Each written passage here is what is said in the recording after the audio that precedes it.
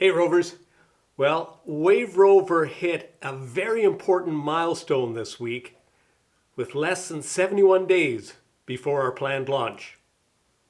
The Wave Rover 650, a design based on my single-handed ocean voyages. She's small, light, but easy to build, and strong enough to cross any ocean. My name's Alan Mulholland, and this is the Wave Rover story.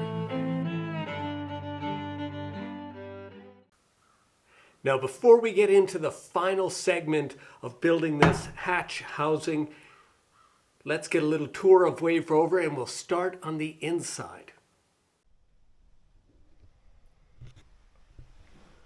Well, this is the inside of Wave Rover as it looks today, and I'm filming this just a day before this video is released.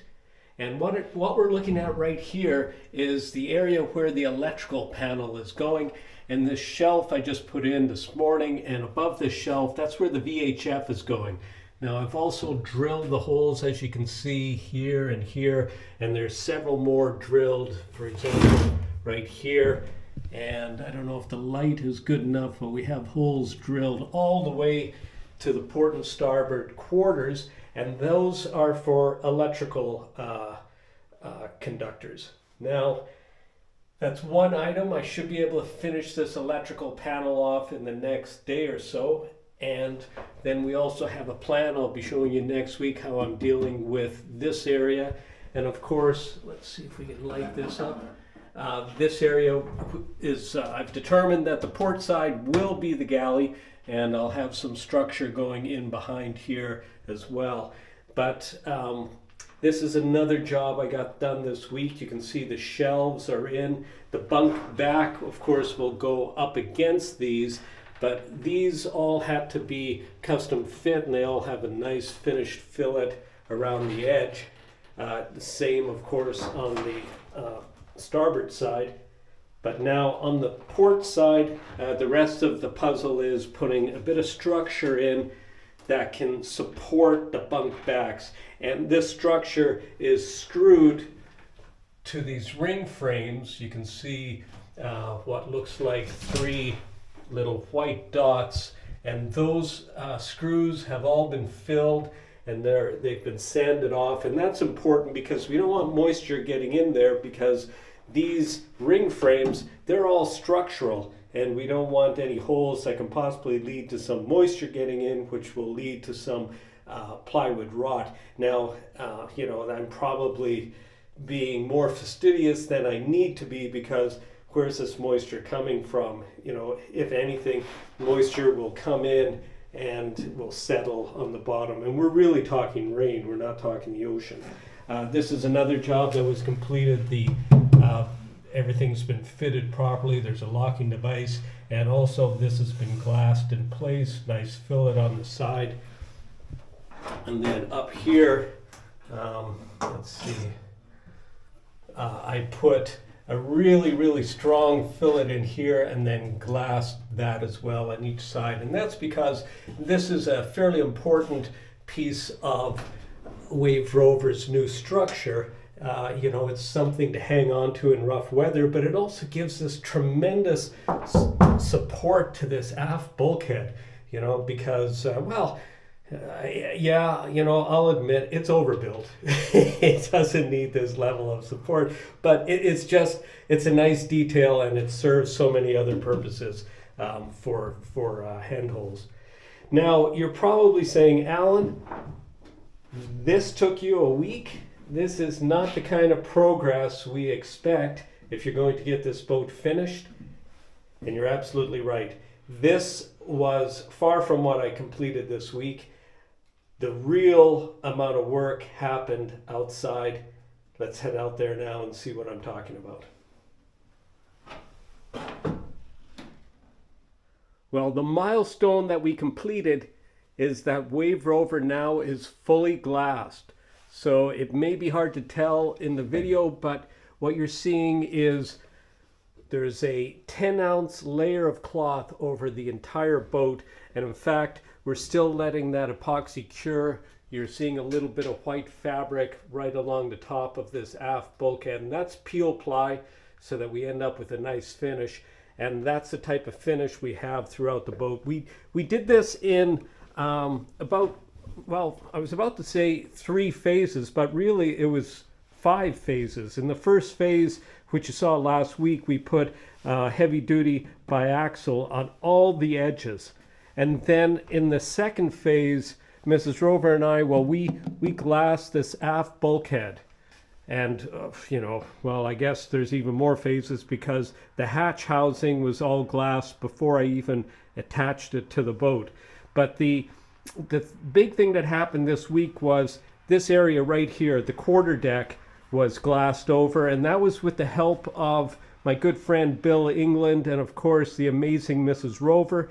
And so we did this in one day, and it of course got peel ply, and it's a beautiful finish. I mean, it needs relatively no fairing. It just needs a light sanding to provide a keyway for the paint. So that was phase 1.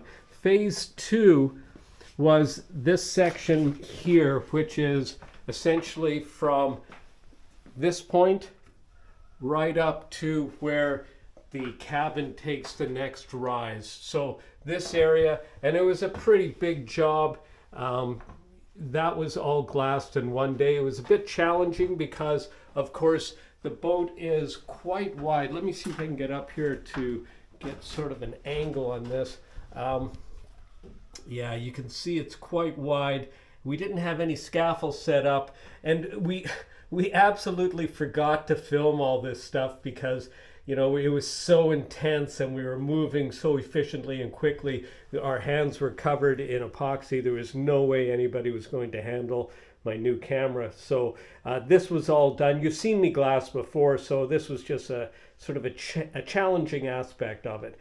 And then the final day, which was just completed yesterday, was the cabin top, which is still covered in peel ply right now, but it looks beautiful. It looks so fair because really, you know, the biaxial on the edges, I sort of ground the edges of that down to the ply so that it was fairly smooth, and then the cloth just covers all that, and it looks marvelous.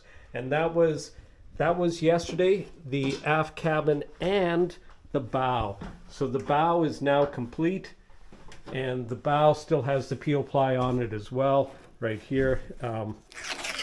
I can pull that off probably tomorrow. I just want to let it fully cure because our temperatures are really good. I love these temperatures. It's about 9 degrees during the day, but we actually need 16 degrees for this epoxy to fully cure. And well, I put heat on, of course, inside the boat, and that heat radiates up to the ply and it gives us the proper temperature on the surface. But we're just barely meeting that 16 degrees. So I'm just going to give it another day before I pull the peel ply off. But she is looking absolutely marvelous. Yeah, well, I mean, to me, she is. I know I can see in my mind's eye what she's going to look like when she's painted, but maybe to you, you're just saying, well, she looks just like she's looked for the last few weeks, except that there's a layer of translucent fiberglass over top of everything. Now, just a note on the fairing. Right here, you can maybe see it's clear, and then there's a little bit of opaqueness, and then clear again. And what we're looking at is between here and here, that's a lap of the fiberglass. And does it change? Yeah, you can feel a height difference between the two. Now, a lot of people would come along, they'd put some fairing compound either side of that and sort of smooth it so that it's visually a little more attractive. They'll probably end up grinding down some of this portion. Well, I'm not planning on doing that. I'll only do that where it's absolutely necessary. For me, when I see a joint like this, all it does is tell me that I don't want to grind off any of my fiberglass. It's just extra strength. I'll just make sure it's smooth enough to take the paint. And that's kind of how I feel about the whole boat. the builders who are currently building the the Wave Rovers and future builders, I expect are going to do a marvelous job on the finish. But this boat, Wave Rover 2, well, she's going to be finished with what I consider excellence and not perfection. And by that I mean I cannot spend a lot of time making her perfect, but excellent will be good enough. Her main function is not to look good.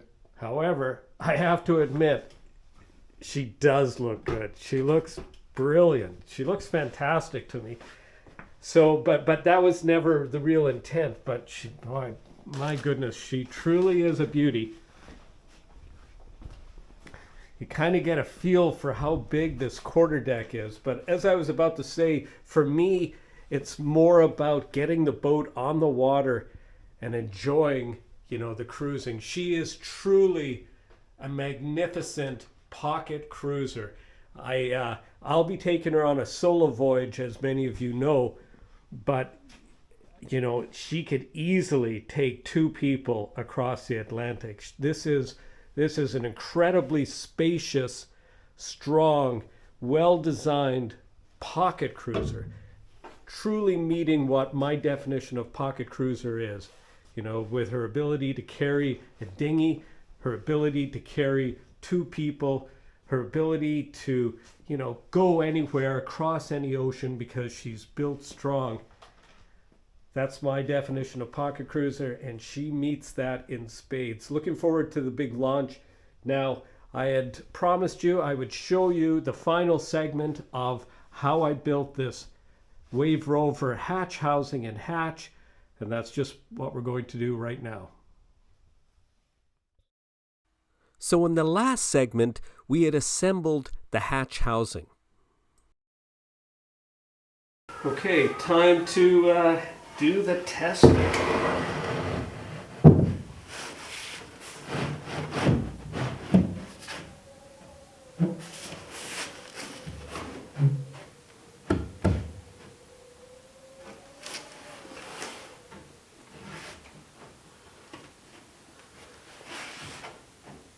Okay, we're looking good here. Wow, we're looking absolutely great. Yes, plenty of room to get a nice fillet in. Let's just check this out. So, of course, there would be a hatch on here, and I've sort of determined I will have handles up high.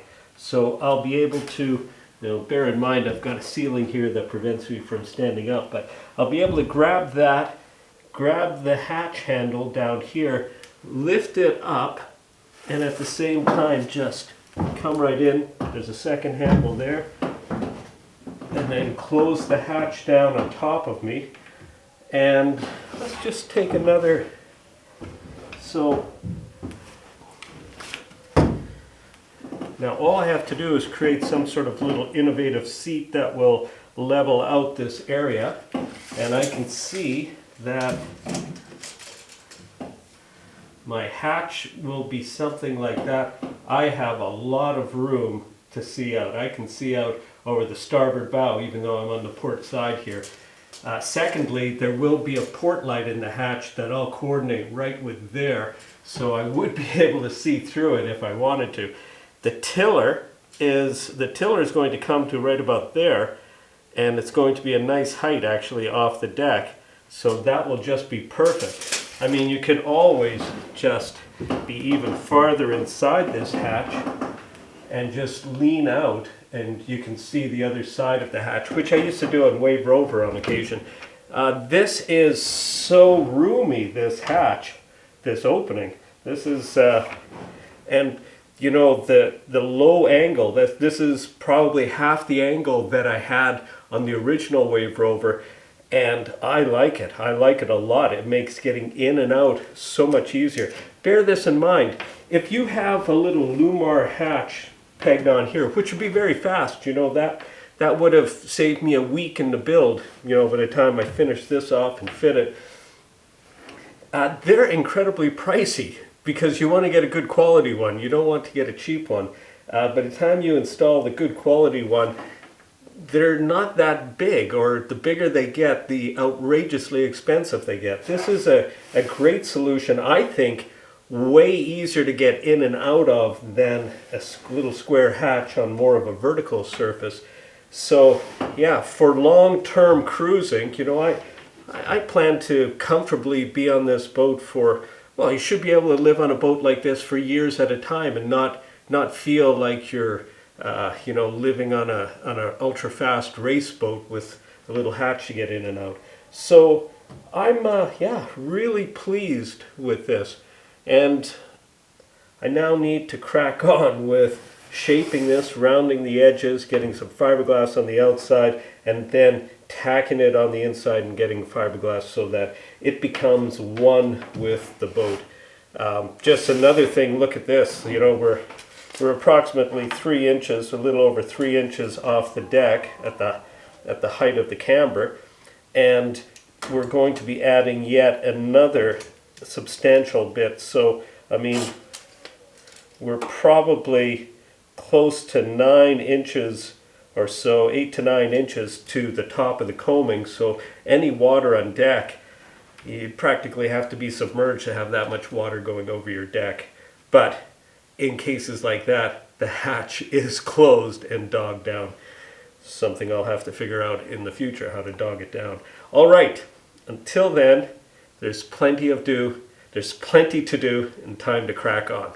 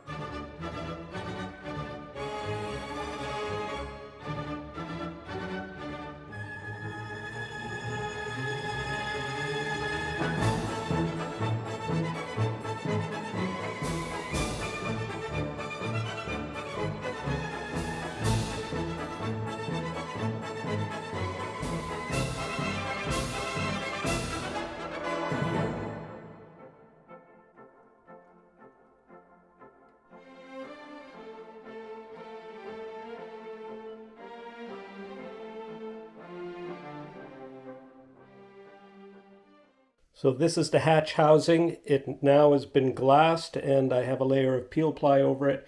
We'll let that set overnight and then we'll come back tomorrow morning and peel this off, and hopefully we have a nice, fairly finished surface that we can work with. Oh, very nice. Very nice.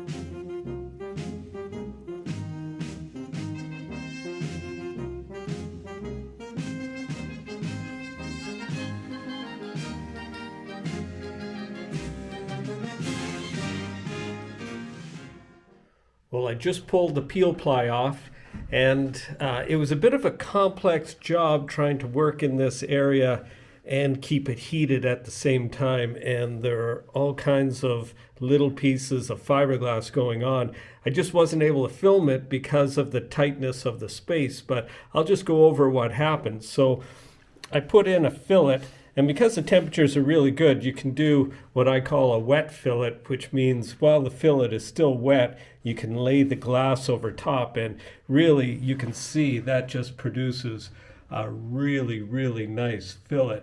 So I started off with a piece of glass that came up from where you see my finger up over the edge and to here, and then the wider piece of glass then covers both.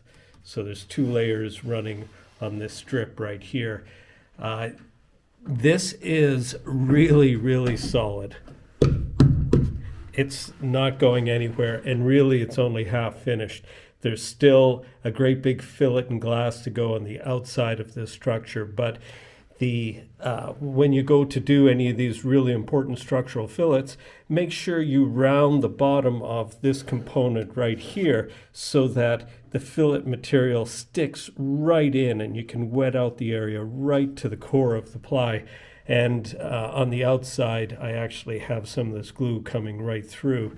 So it's also bonded to this area, a nice fillet again. So what we're looking at is it's nice and very wear resistant here with the 1/2-inch round over. It's all the end grain is fully coated and glassed, and it's a nice job. It just needs a light sanding just to get rid of some of these little hairs left over from the peel ply.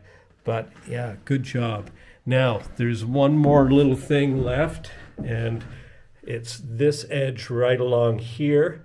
That will have to be ground down to make a nice curve, and that is on the agenda today. But this is the last major component of the superstructure. You know, I still have to put the skag on and mount the keels and the rudder, but those are all in hand. Those are either being built or built, and it's just a matter of putting them on. But this was the last major piece of structure, a great milestone, and so much easier to control the heat now inside the boat.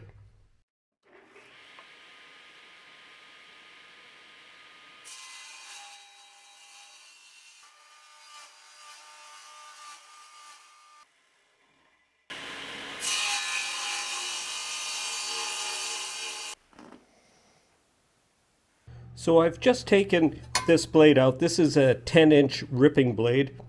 And now I've put in this set of blades. This is an 8-inch stacked dado head.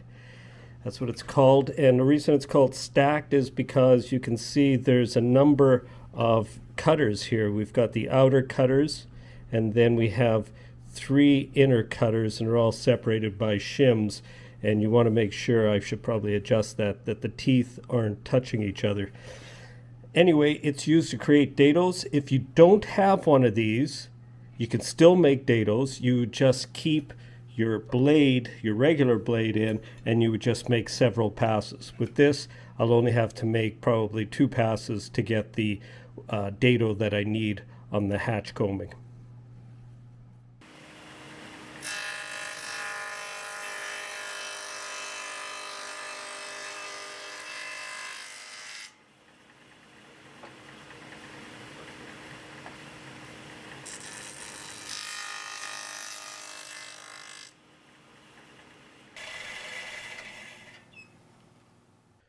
So here's the combing, and this is the joint. So that's a nice joint, and here's the other side of it.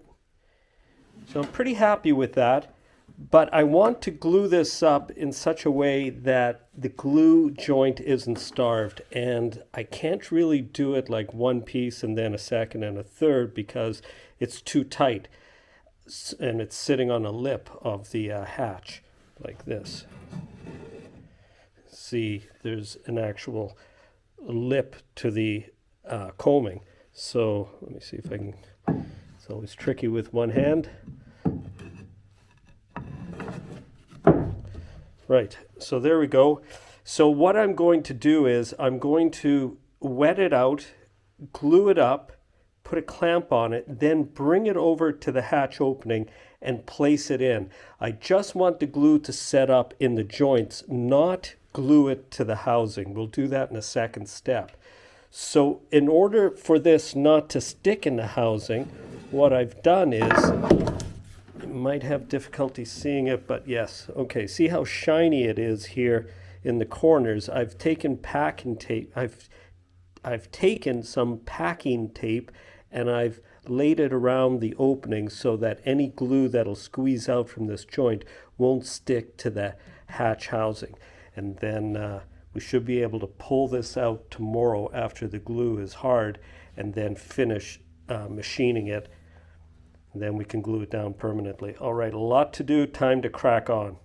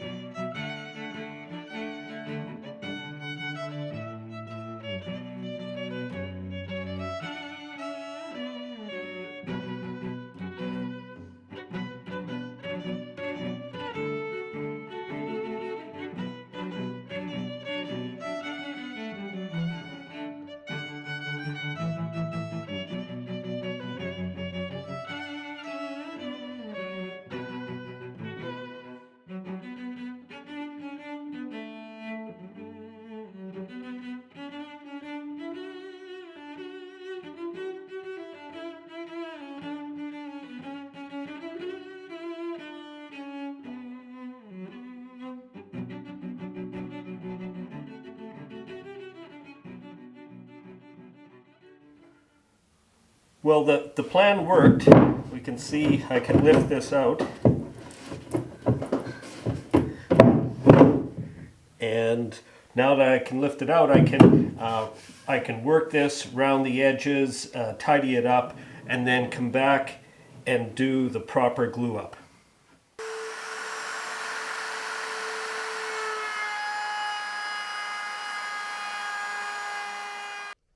Well, this is as finished as I'm going to make it right now. In fact, it's looking really good. It's a pleasure to actually be working with such a really nice hardwood. At this point, I'll go and glue it. It'll get a final sort of epoxy coating, S1, and then it'll get paint before Wave Rover is launched. So I just glued this up. It's another combing. This is for Bulkhead 5, though, the watertight bulkhead. And I wasn't going to film it because it's really just a repeat of the other hatch combing that I built. But this wood, you can just take a look at the grain pattern here.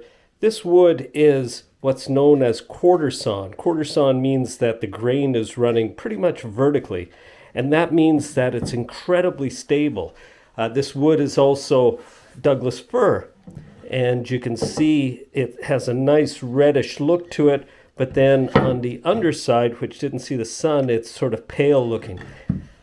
This wood was grown on the north side of a hill, and how can I tell? Well, I can tell because I cut the tree down about 25 years ago. The tree was about 100 years old, and Mrs. Rover and I were newlyweds, and we were building a little cabin on Mudge Island, which has, well, our place had no running water or electricity, and we needed to get light in to our build site, which was a little lofted cottage that I built, without any power tools. It was a really enjoyable time. And this tree was taken down to let light in. I then had it milled, and it's been really sentimental for me, to the point that I've carried this wood, there's only a little bit of it left, for the last 25 years. And it's traveled across the country with me, and it's traveled from house to house, and I've stored it well, and it's still all true, and it's still in great shape. And this boat, Wave Rover, it's my baby. And I am so into this build. I live, eat, sleep Wave Rover, and I probably will until it's launched, and probably much longer after that. So this is part of my commitment. The little bit of Douglas fir I have left, which I've been using judiciously just for special projects, is going into this project. I'll also use it for the steps getting in and out of the boat. But what a beautiful wood, talk about dense, hard. It's all of those and more. Anyway, time to crack on with the rest of the build. Well, Rovers, my focus and attention are keenly trained on completing Wave Rover on time. There's not a lot of time left, and there's a very long list of items that need to be completed, and there's only one way to get to that finish line on time, and that's through discipline, hard work, and a singular focus. So until next time, Rovers, forge your own adventure. Well, the Wave Rover patrons, with their pledges of support, really do make the creation of these videos possible. Now, if you'd like to know more about Wave Rover's patron page and Benefactors Bulkhead, I have links to both those pages in the video description. Now, another way to help Wave Rover, and it doesn't cost you a dime, is by sharing our content on your social media. So now, as always, Rovers, thanks for watching.